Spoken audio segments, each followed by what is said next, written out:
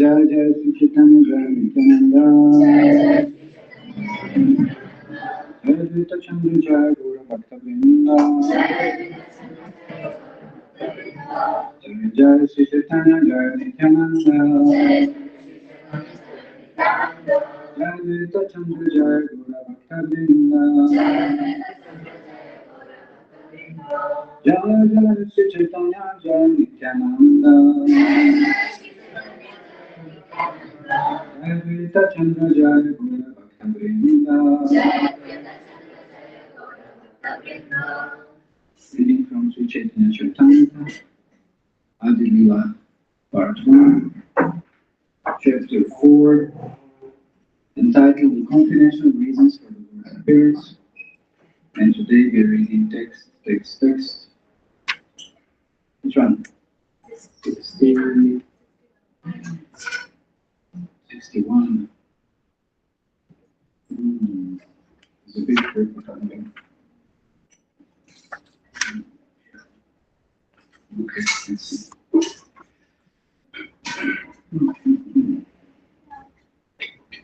Satchit Ananda Purna Krishna Swarupa Ekai I Chich Chakti Tanra Dare Dina Rupa. Translation is no purport. Lord Krishna's body is eternal, Sat, full of knowledge, Chit, and full of bliss, Ananda. This one spiritual energy manifests three forms. His one spiritual energy manifests three forms. Om Akyana Timiranda Sivajana Shravya Chakra Tamina Tasmashi Namo Vishnu Paraya Krishna Krishna Vishnu Tirapiranda Swami Namo Namaste Saraswati Devi Varani Chama Vishesha Vipashta Jai Krishna Prabhu Nityananda Shri Krishna Shri Hare Krishna Krishna Krishna Krishna Hare Hare. Okay, any points from last discussion? Yes. Krishna is self-satisfied and all-independent, but he still likes when someone wants to surrender to him and he responds accordingly. Okay, Krishna is self-satisfied, but he melts, becomes obliged when somebody surrenders unto him and performs devotional service.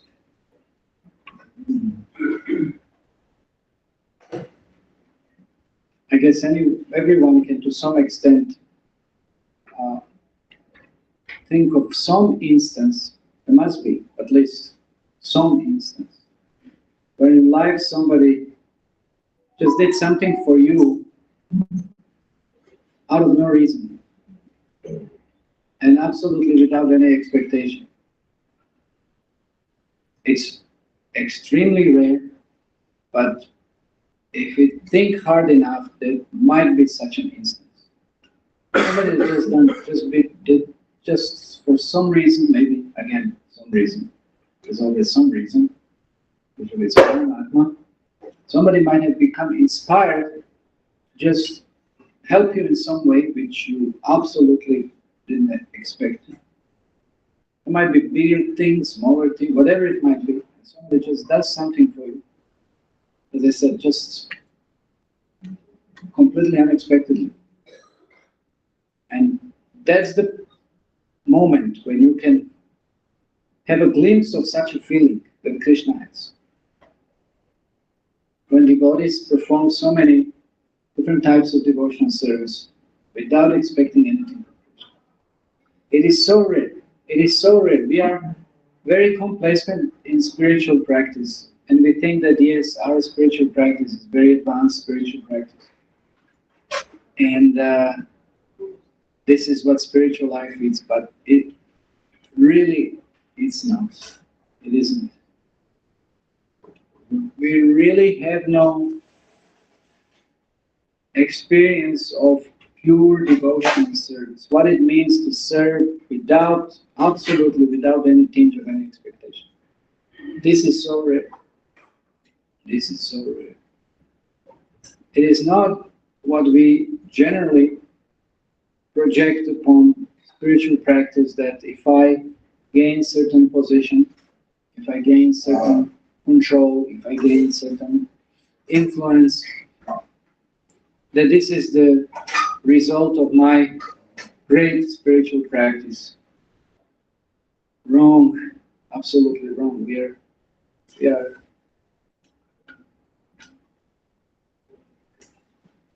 labeling material experience upon spiritual. That's not correct. You're transferring material experience onto the spiritual.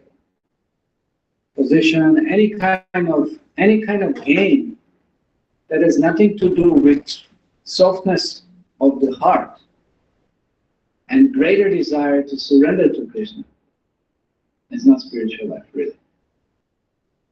So there are so many, what is being described as fringe benefits. You can get so many fringe benefits. Let's say somebody is in office, you're working for some company, they give you some fringe benefits. You can get a car to get around, you can get maybe some food or drinks or something, whatever. You can get that as a part of working for someone, doing something. So many other things. You get some benefits from certain company, depending what the company is about. Or maybe it's not a company, maybe it's just some other work, whatever. There's so many fringe benefits. So if we mistake fringe benefits in spiritual practice to be the goal of spiritual practice, we're badly misled. So that's something that absolutely should not happen. So therefore we have to be clear, and that's what Chaitanya Mahaprabhu is presenting here. In Chaitanya Charitamrita, by his own life, what is the goal of spiritual practice? The goal of spiritual practice is not some topmost position. It's not some kind of influence again. It's not some kind of control. It's not at all any kind of material gain. It's about soft heart, and the heart melts in devotional service, ready to surrender to Krishna, ready to serve everybody else, and ready to push forward everybody else, even at one's own, any kind of expense. Wow, if you think about that, that is extremely rare. Who is ready here to sacrifice for anyone else? That's what's going to determine your level of devotional service. Usually when sometimes some service is requested, say, oh no, I don't have time, I'm busy with this. I have my own things to do. And why should I serve somebody this one or that one? I'm much more advanced and have more important agendas to deal with and so forth. Why should I surrender? But pure devotees have no reservation whatsoever. They will leave their own service to help somebody else. Because they have broader picture in mind. They have broader understanding how Krishna being pleased, is pleased, is more important than Krishna being displeased and be thinking that we have done some very significant activity. We've performed some very significant activities, but we've neglected Krishna's devotee. There's so many stories when we hear of Krishna's devotees being neglected and such kind of great so-called influential personalities considering themselves very important or very advanced. There was one instance, I was try to think more detail about it, but general example would be a little more known would be Duryodhana. Duryodhana was thinking that he's very accomplished, he's very powerful, influential, but of course none of this turned to be the fact, and he lost it all. He lost it all because he committed so many offenses towards devotees in the course of his own greediness, his own uncontrolled senses. Yeah. He did have power, he was empowered for certain reasons. But because he misused it and was very self-centered, selfish, and very unconcerned about Krishna's devotees, he lost it all. He lost it all. It's like there was a story given in Srimad Bhagavatam in 10th canto about Shamantaka Juhu.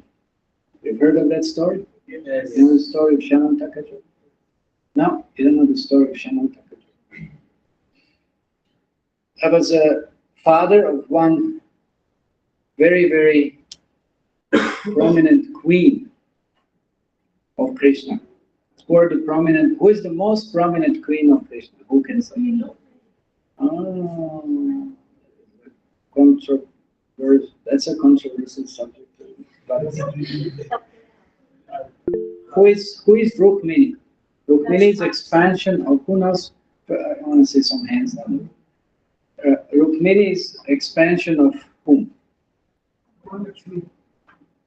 Wrong answer, and I didn't call upon you. Even though you raised the hand, but anyway, it's a wrong answer. Anybody else can guess? Did I call upon? And wrong answer. See? Giving wrong answers.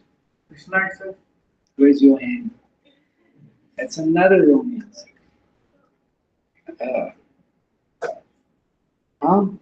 Rukmini's expansion of whom? So many wrong answers.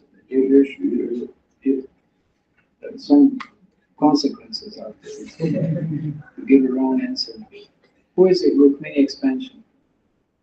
I will try. Okay. Or wrong answer.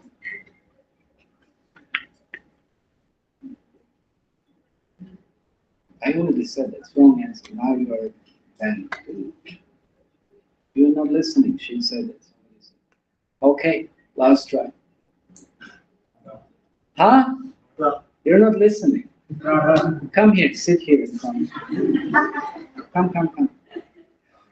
Because behind, absolute inattention is going on. Sit here in front, next to the speaker. Nobody knows. Rukmini's expansion of Gopi, yes, Gopi. Which Gopi? Wrong answer. Oh yeah.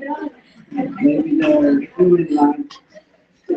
Maybe it's okay, let's see. If we don't know this, okay, let's go to another queen. There's another queen called Satyabhama, that is part of our story. So she's expansion of whom? If you don't know Rukmini, maybe we will know Satyabhama. Gopi only, that's true. Which Gopi? No.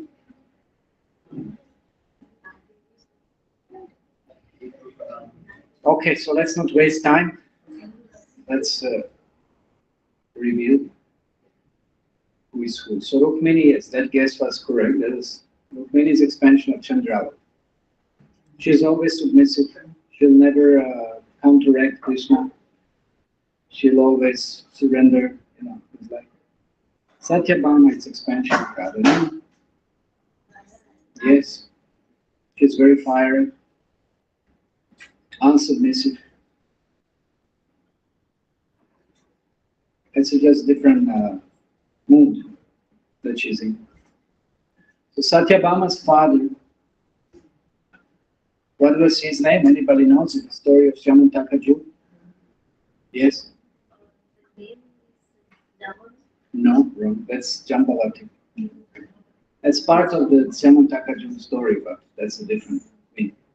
Should we ask whose expansion she was? No, we won't. We'll just focus on the story. Okay, Satyajit.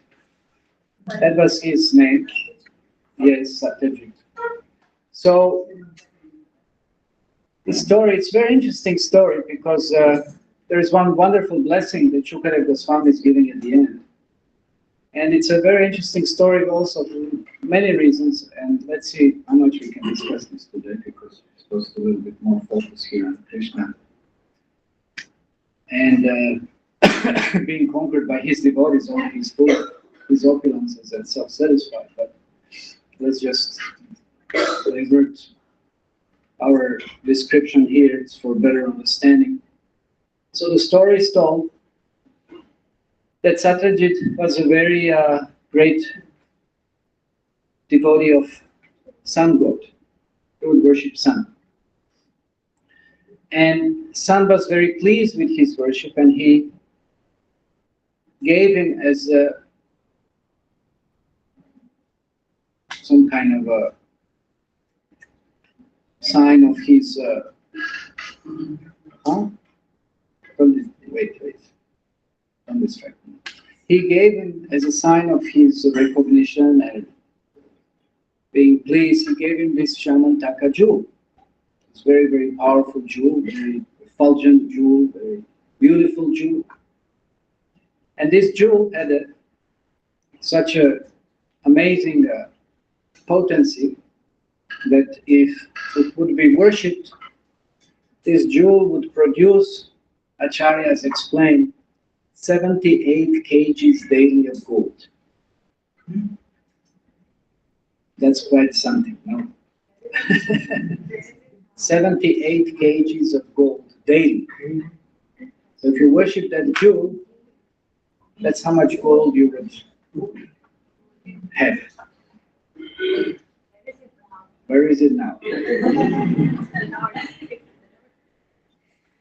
So then what had happened?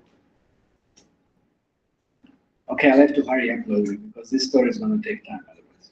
So I'm not here to tell so many stories, but on the essence of the story, yes. That it's there in Krishna book, everyone can read it. Somewhere in 50, but you have to read from first chapter till you come till this is 53rd or something, chapter like this. Anyway, you have to start from the beginning. So that much gold he was getting, and then Krishna suggested to him that why don't you hand over that jewel to Ugrasena? He's the king, and let him manage this wealth for the benefit of everyone. But Satyajit became a little bit greedy, influenced, just like it does happen. If one is not, if one disobeys the order of Krishna also, and actually one does disobey the order of Krishna, being covered by so many different types of illusions, thinking that anything, wealth, any opulence, beauty, wealth, knowledge, fame, very dangerous, very dangerous. So he became somewhat covered. Of course, it's all Krishna's pastime, so it's all under Yoga Maya, because it is explained all of those devotees are eternal devotees of the Lord, eternal associates of the Lord. So only by Krishna's influence, they do act in a very humanly manners, because Krishna is playing a human being. So that's why his associates also display such kind of qualities sometimes. So he acted in a humanly way. This is like just like, especially we know this was still Krishna's presence. There is no question of Kali Yuga being present. No, there's no question of anything inauspicious happening without Krishna's sanction. But of course, in Kali Yuga, we know Krishna is not directly, so to say, that particular form present. And then Kali Yuga has its own sway, and then the first thing has been given shelter to remain is where? Knows the story of Parikshit Maharaj chastising Kali when Kali appeared. He was given way out where? Gold, money. Wherever there's money, influence, all the other bad qualities will manifest. Greed. Anybody has a lot of money? What do they do with it? Mostly it's simple. So he was influenced like this, and then when Krishna gave him this advice, he didn't agree. He didn't listen to that advice. And then once his brother Vlacina took that jewel and he went to forest hunting. He also wanted to enjoy the benefits of the jewel, and somehow or other he went to the forest. And then in the forest there was one, of course, this is all going on in now there's Gujarat, and in that forest there is Like, today there is a Gir where the lions are, the only place in Asia where the lions are existing. So there was one lion, and that lion pounced upon Prasenna and killed him. And now everybody started spreading rumors that actually Krishna had killed Prasenna. Because Krishna asked for that jewel, so now all the fault fell on Krishna. That Krishna is at fault, he took the jewel and he killed my brother. So that's pretty heavy. That's pretty heavy. So you can see even Krishna can be accused of something he has not fault in. There's nothing to do with it. But he was accused. So this is the nature of material existence. And then another time Krishna will also be accused. How many times we face such kind of false accusations? It happens. You're just accused for something you have nothing to do with. Of course, we can understand, might be our karma. That somebody has certain perception of us that it's not correct perception. Influenced by whatever modes of material nature. So this is why there is also a very interesting story in relationship to this, but that's a little greater diversion. It has to do with Ganapati, and Ganapati cursing moon, and anybody seeing the moon will be blamed for something at that particular time. On Chaturthi, there's a story of Ganapati fell down, his sweets came out. Anyway, you know the story? I won't tell the story. It's a very funny story. So the Ganapati said to the moon, anybody seeing you today will be falsely blamed for so many things. So then it said, if anyone hears this Jamantaka jewel story, he'll be relieved from that. That's the blessing. That's the blessing Shukadeva Goswami says, that you won't be blamed for the things that you have not committed. Or even if you are blamed, you'll be relieved. Your name will come out clear. You won't be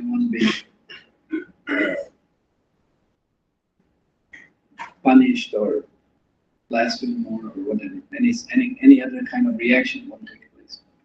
So then, this is something that is very interesting because again we see that greed, how it influences one, and one even like this in this case doesn't follow Krishna's instructions. Krishna has already given us so many instructions in Bhagavad Gita. We're receiving instructions through acharyas, the spiritual masters, authorities, but we don't follow because we have some other mindset, because we are covered by lower modes of material nature, we are covered by lower qualities. And we disregard all of those, and we get in trouble. So, first victim was the brother of Prasenna, Satyajit's brother, Prasenna. So that he was killed. And then what had followed, Krishna to clear his name, to purify his reputation. Again, so many.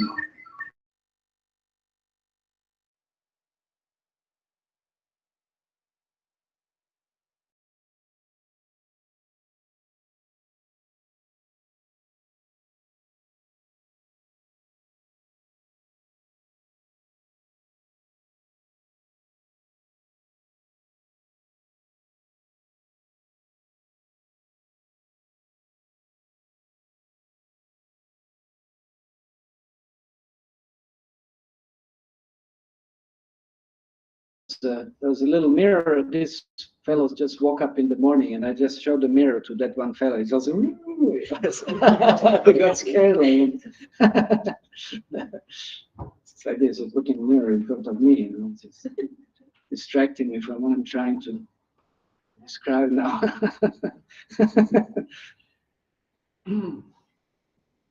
So then Krishna went to the forest with some Dwarkavasis, and they found what had happened. They found that this Prasenna has been killed by the lion, and then they went in search of the jewel. And Krishna wanted to bring the jewel back. But then he understood that the lion was killed. Lion was killed by Jambava. Lion was killed by Jambava. That's another. Then that's how Krishna married Jambavati. That's another little bit story within the story, which I won't tell now. And then he fought with him, and then finally Jambavan realized that this is my eternal Lord. He didn't realize Krishna as Krishna, as Supreme Absolute, because he knew it as Lord Ramachandra, knew him as Lord Ramachandra. So anyway, Krishna retrieved the jewel and brought it back. But then there's a whole another controversy that arose. And then still that the jewel was being looked upon and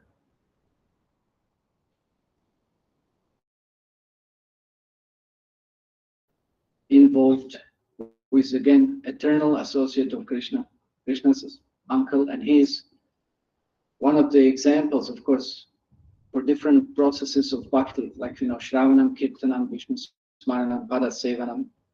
Anybody knows Akrura, it's representing which process. He's the epitome of that kind of most wonderful,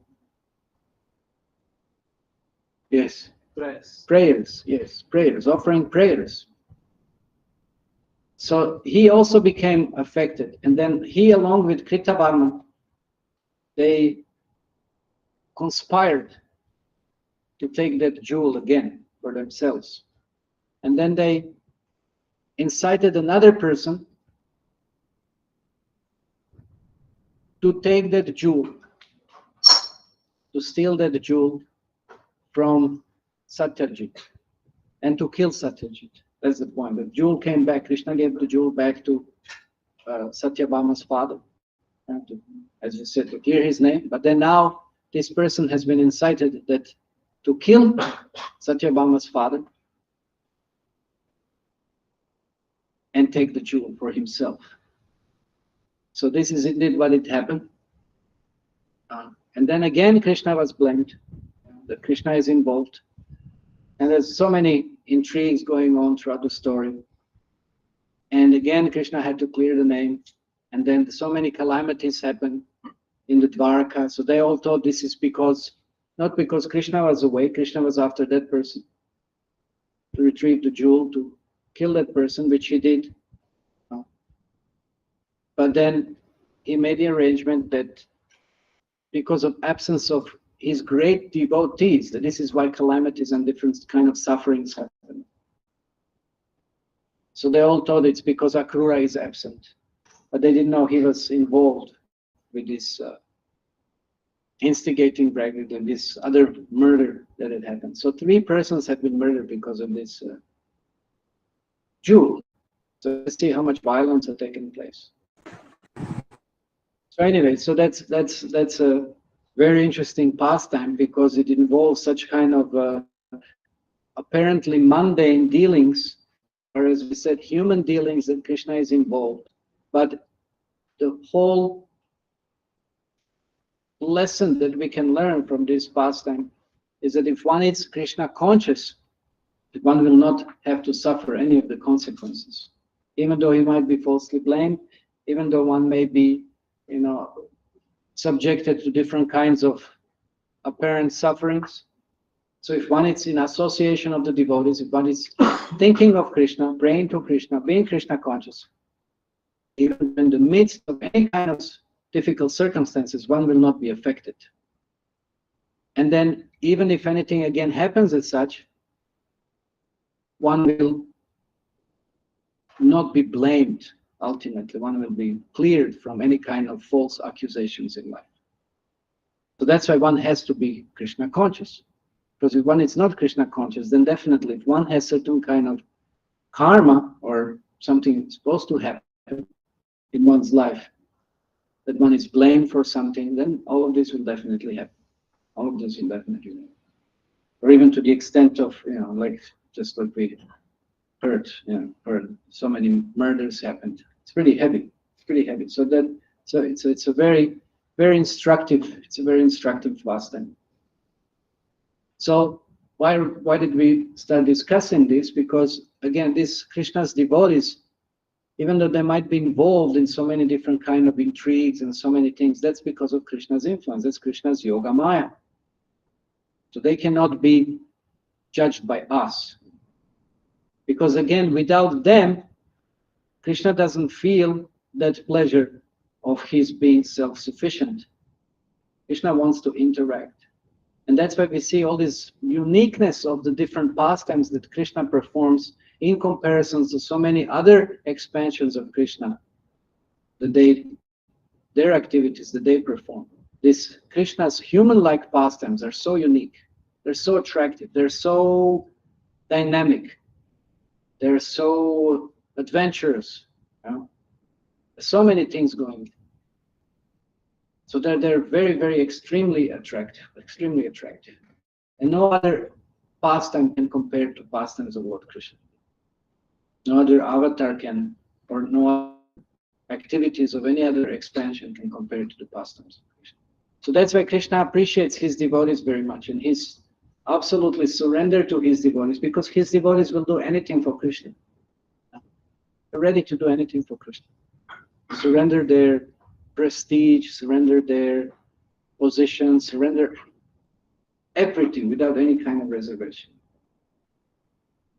So that's why Krishna is so rarely giving bhakti. It's rare. That's what we started describing in the beginning. It's rare to have bhakti or to taste bhakti. We are just in the beginning, and we are discussing already something. We are here, Chaitanya Charitamrita. And we are trying to understand what is it that Chaitanya Mahaprabhu had come to give. What is this process of bhakti? We think just little chanting of Hare Krishna Mahamantra, visiting temple, this and that, this is bhakti. It's not bhakti.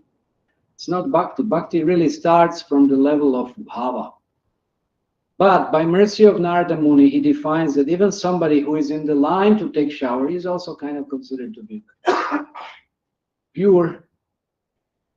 Because it's just a matter of time when it started that process of purification. So we have started some process of tasting Krishna in one way, in one form or another. It's a beginning. It's just the beginning. So if we are somewhat persistent, steady, then the taste will increase. Our purification will increase, and our real process of bhakti will increase. So that's mercy of the acharyas. That's mercy of Narada Muni. That's mercy of Srila Prabhupada. That we are also counted as bhaktas, some kind of bhaktas. It's like Prabhupada would give stories, he was laughing once, so the devotees asked him, why, Srila Prabhupada, why are you laughing? He said, Narada Muni came to see our kirtan, and this, and so he said, he's laughing and kind of calling you that bhaktas you are. Srila Prabhupada was also laughing. Yeah, devotees are trying, we're trying. Kind of devotees we are. We put tilak, we put kanti, we put this and that. What kind of devotees? How much we are surrendering? But because we are trying, okay, so we get credit for that. That's what we're getting credit for it. But we should understand we are far, far, far away from absolute surrender. Absolute surrender to Krishna's instructions. To see how much we are ready to do for Krishna and how much we are ready to do for our Labha, Puja and Pratishtha. That everyone can examine for themselves. What is more important to us in life? So that's rare. So that's why. Here, Krishna's body is eternal, full of knowledge and full of bliss.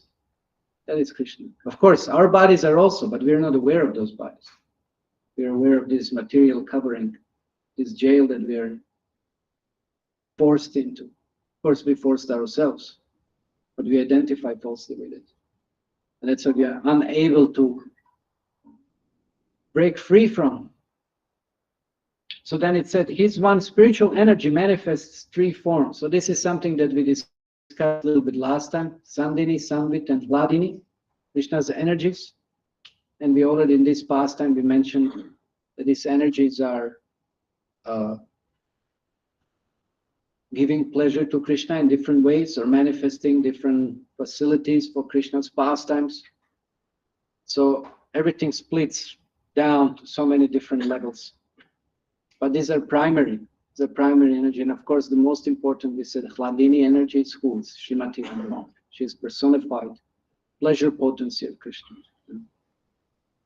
She's the original energy, and then she's the personified pleasure potency of Krishna. So like this, Krishna is definitely then pleased with his devotees, just like many pastimes also in lives of great acharyas, how so many devotees have been surrendered and performed so many amazing acts of sacrifice that pleased their spiritual masters, and therefore they please Krishna. Anyway, there are many pastimes. Some devotees came down from south. We also were there some while in Ramanujacharya's life. So many great devotees who sacrificed so much, so much. And in one case, one devotee was blessed to go even before Ramanujacharya to spiritual world, to Vaikuntha. And then when he was questioned, then why is that so? Why would he leave before? Just like we know in the case of Haridas Thakur. That's a little bit different story. He left before Chaitanya Mahaprabhu. He wouldn't bear that separation of Chaitanya Mahaprabhu leaving. So that he said, let me go before. But in this case, it was to go there and prepare everything for their Acharya's arrival. So that is the consciousness. That is the consciousness. It's not that one just thinks that I go and I just, okay, I become free and liberated and no more suffering and enjoy the spiritual life. No, they continue the service. They're focused on service. They're just focused on the pleasure of their spiritual master and pleasure of Krishna. That's why they're so blissful. That's why they're so ecstatic. That's why they're so advanced, because they're fully surrendered. So for that reason, we have so many different kinds of examples. Anyway, we don't have time, but in the course of hopefully some sessions, we will come to hear more and more of such kind of examples, which should motivate us to surrender more and to taste what we hear that they were tasting, because that's what's bhakti. That's what bhakti is, different from any mundane taste. There are so many different tastes, like in fashion, in this and there, all kinds of different fields or whatever. They're different tastes. Some people, like it. Some people dislike it. Some people, whatever. There's so many different reactions to it. But overall, any material tastes, it's abominable to the devotees who are tasting the most highest form of taste, which is spiritual life. It's just abominable to that extent. No matter how high and estimated may be from material point of view, in comparison to even the slightest spiritual experience, it's just abominable. Because it's sinful. It has nothing to do with Krishna. And it has some kind of greater or lesser reaction to it that one will have to suffer. One may get, just like we know, the pleasure in the mode of passion. There's some nectar there, at least one considers it to be. There's so much pain and reaction afterwards. It's not worth it. Here from great devotees, as we know here, again, Chaitanya Mahaprabhu is setting the perfect example how devotee behaves, how devotee acts, what a devotee tastes, what is then Krishna's position, what is Srimati Radharani's position. Unless we understand this, we will not understand what is this Chaitanya Charitamrita talking about. So that's why we have to discuss it. We have to bring out this point, at least try to elaborate a little bit as much as possible. Try to understand position of Krishna, position of Srimati Radharani, so that we don't again mistake those with any kind of mundane position. Because again, mundane positions are abominable. So that we're very clear what is spiritual position, and then how to taste, how to gain that taste in spiritual life, and remain fixed and steady in our devotional practice. Okay, so time is running. Next verse has said 2.5 pages per port. So we can't do this. So we'll leave this 5 minutes, a little more. If anybody has any questions or comments on what we discussed.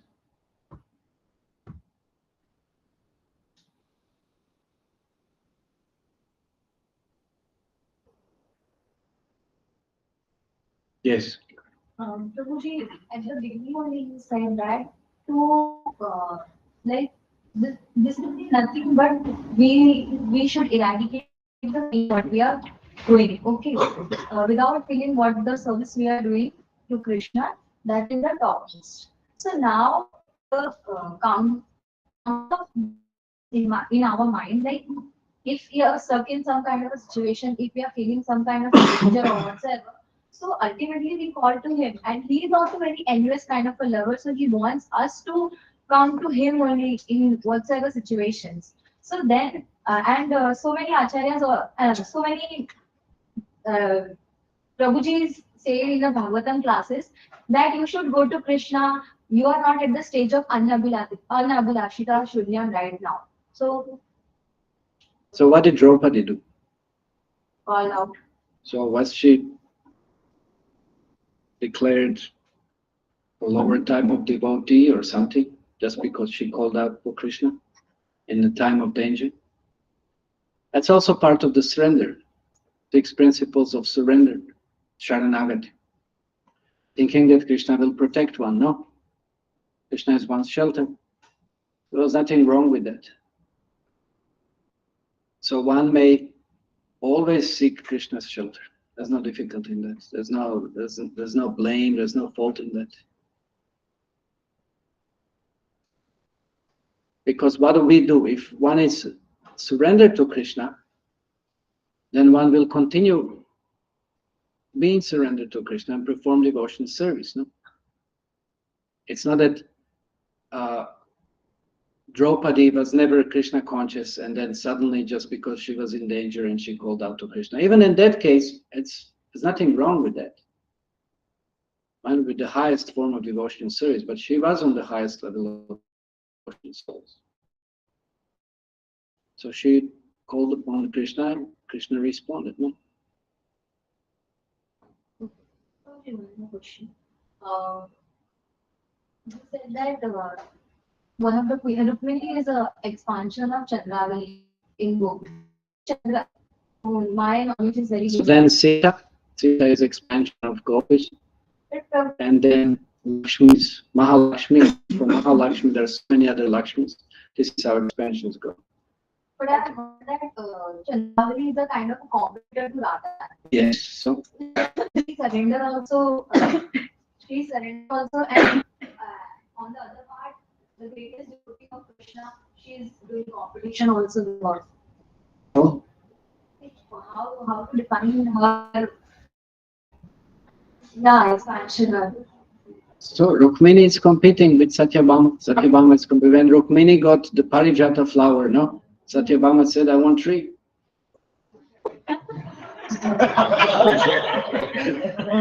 And Krishna had to fight Indra for that. Oh, big thing.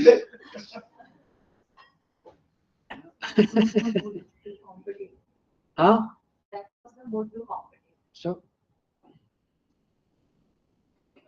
yes, it's very tricky. So that's why we don't discuss those things so much.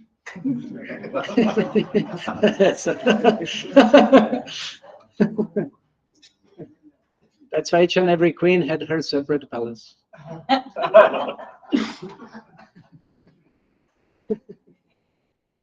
Okay, anything else? Your text,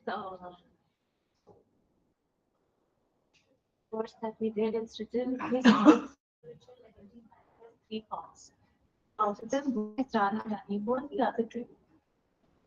Some with Balaram, some Dini. Balaram and Sandini is also another energy. So that we will discuss in detail. That will come. Prabhuji, you surrender.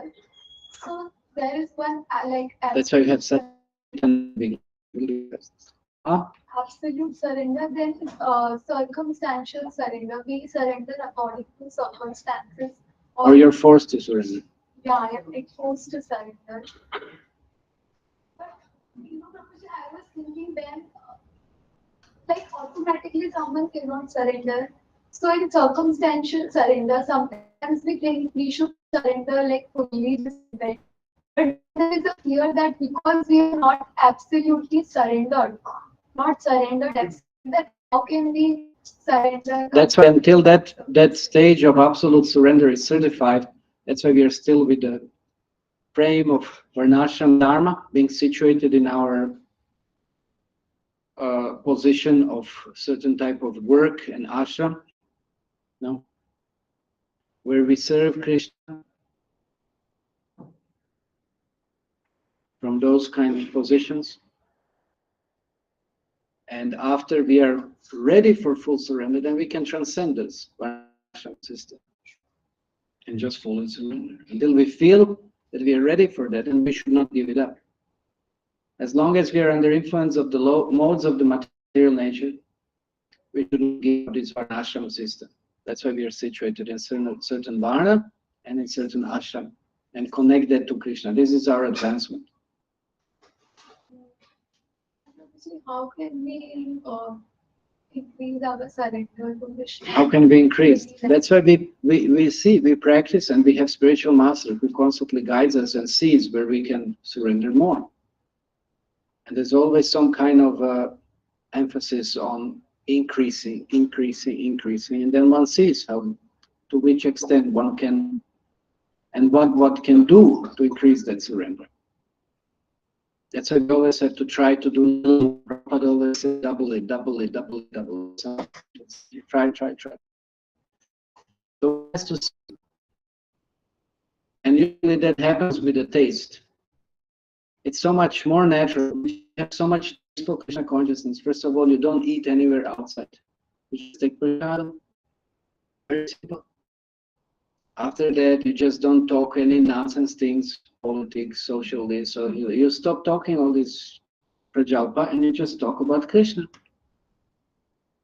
Should I tell more?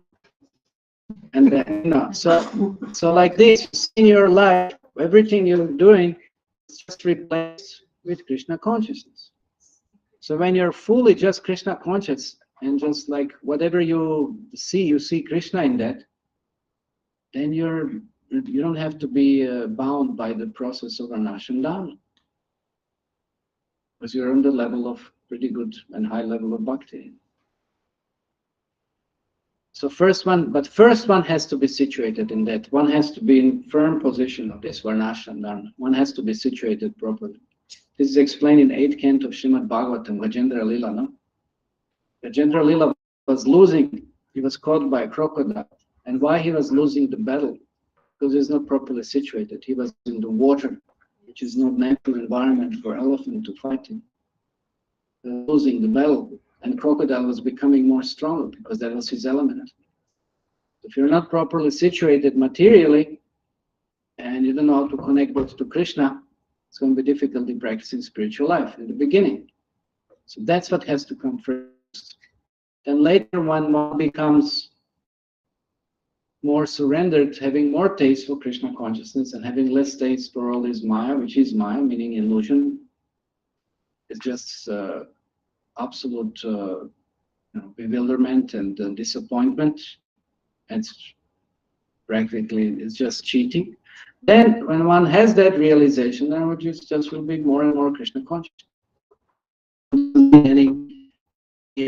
Any kind of additional support. One Maharaj said this support is compared like a crutch. You're walking and you have like a crutch. Once you really can walk, like that kid also, something else sometime. You don't need that, wheels and things and stuff. You don't need that. You can just walk on your own. So when you can be just Krishna conscious on your own, and you don't need any support. Okay?